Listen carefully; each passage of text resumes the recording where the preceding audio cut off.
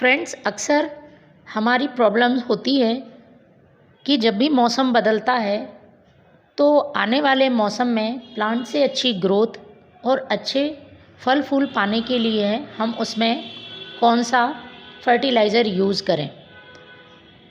तो आज के वीडियो में मैं आपको बताने वाली हूँ कि जैसा ही हम देख रहे हैं सर्दियाँ लगभग जाने को हैं और गर्मियाँ आने वाली हैं, तो इस समय हमें प्लांट के लिए कौन सा फर्टिलाइज़र देना है जिससे कि पौधे की ग्रोथ फास्ट हो और पौधा अच्छे आकार में और ज़्यादा मात्रा में फूल दे सके।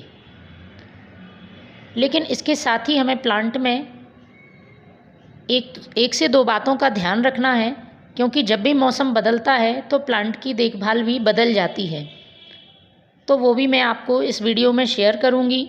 और यदि आप सही देखभाल और सही फर्टिलाइज़र का अपने प्लांट पर यूज़ करते हैं तो चाहे तेज़ गर्मी हो या तेज़ सर्दी, आपका प्लांट कभी ख़राब नहीं होगा और उसमें ग्रोथ होती रहेगी, फूल आते रहेंगे।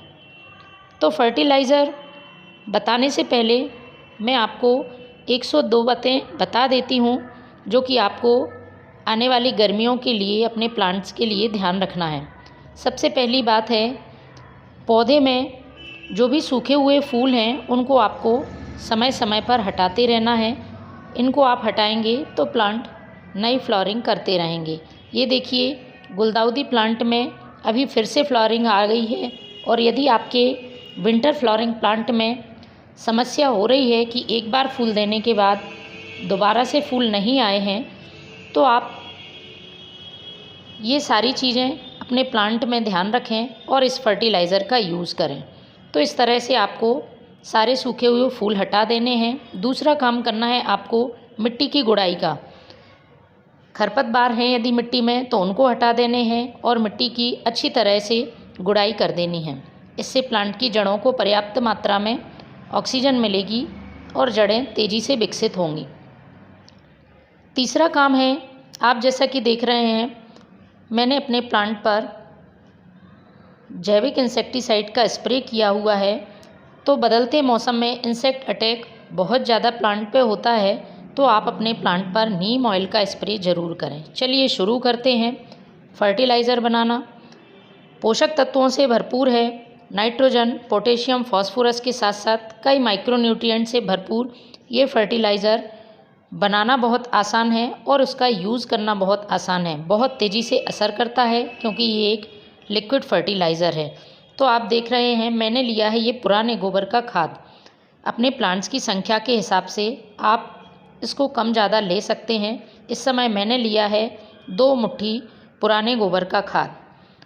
पोषक तत्वों से भरपूर होता है, हम सभी जानते हैं, और इसके उपयोग से प्लांट की ग्रोथ बहुत तेज़ होती है। इस समय प्लांट में नई ग्रोथ का टाइम है, तो ये फर्टिलाइज़र प्लांट के लिए बहुत उपयोगी होगा।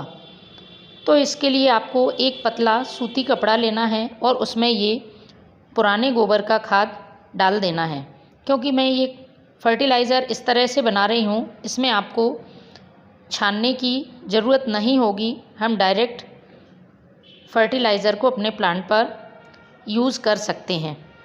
तो जो हम गोबर का खाद यूज़ करते हैं उसका जो फ़ायदा होता है उससे कहीं ज़्यादा फ़ायदा इसका होता है, क्योंकि ये एक लिक्विड फर्टिलाइज़र है। दूसरी चीज़ मैं ले रही हूँ 1 चम्मच यूज़ की हुई चाय पत्ती। जब भी आप आप अपनी संख्या के हिसाब से ले सकते हैं, चाय पत्ती को कम ज़्यादा कर सकते हैं, 2 चम्मच भी ले सकते हैं, क्योंकि यूज़ की हुई चाय पत्ती है तो प्लांट को किसी तरह का नुकसान नहीं पहुंचाती है। चाय पत्ती प्लांट की सॉइल को एसिडिक करने का काम करती है, लेकिन जब भी इसका यूज़ करें धोकर अच्छी तरह से सुखाई गई हो। अब इसको हमें पोटली के रूप में बांध लेना है और हमें डालना है इसको 2 लीटर पानी के अंदर। 2 लीटर पानी में 3 दिन के लिए हमें इसे भिगा कर रखना है। 3 दिन बाद हम इसका यूज़ करेंगे। 3 दिन बाद आपको कुछ इस तरह से ये फर्टिलाइज़र तैयार मिलेगा। जो इस पानी में पोटली डली हुई है उसको हमें हटा लेना है। सारे जो हमने इसमें पुराने गोबर का खाद और चाय पत्ती डाली थी उसके पोषक तत्व पानी में आ गए हैं। अब हमें इस पानी का यूज़ अपने प्लांट के लिए करना है। तो आप जितना भाग फर्टिलाइज़र का ले रहे हैं उसका 5 भाग सादा पानी मिला लें। बिना डाइल्यूट करे आपको प्लांट पर इसे यूज़ नहीं करना है और सुबह या शाम के समय ही आप इसका यूज़ करें। बहुत तेज़ धूप में इसे यूज़ नहीं करना है और इसको आपको प्लांट की सॉइल में पॉट की साइज़ के हिसाब से डालना है। छोटा पॉट है तो आप 50 से 100 ml डाल सकते हैं और बड़ा पॉट है तो 100 से 150 200 ml तक डाल सकते हैं। तो फ्रेंड्स, आप भी इसका यूज़ करें, आपका प्लांट हरा भरा घना होगा।